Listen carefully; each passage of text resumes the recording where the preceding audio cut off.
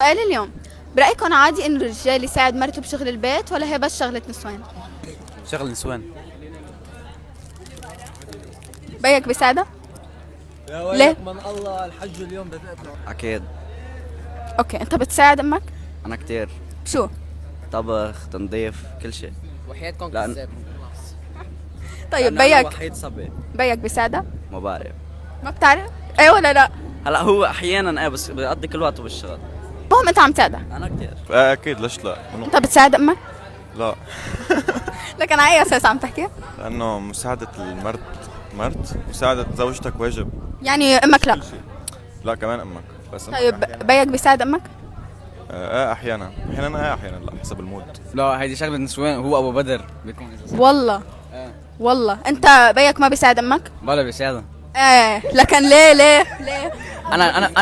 انا بصفتي ابو بدر بيكون.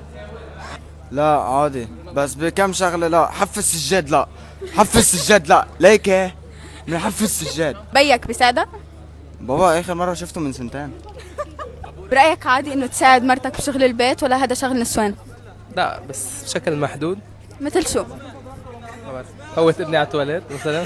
طب إنه ما بتساعد بالتنظيف بالطبخ بهالأمور؟ لا اكيد لا، ما بعرف يعني، ما بكون عم ساعدها، بكون عم تعبها.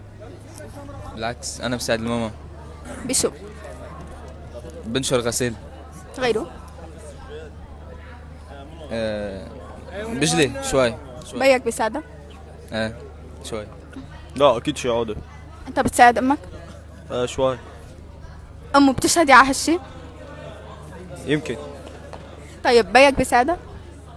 كمان شوي. شوي مثل شو؟ هو ما بشوفه كتير بس بعرف انه ايه بيساعد. اكيد طبيعي.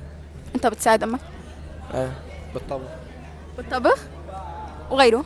بس بس شي طيب. بعرفه. طيب بيك بيساعد أمك؟ ليه؟ انا مكفى موفى. وأنتوا شو رأيكم؟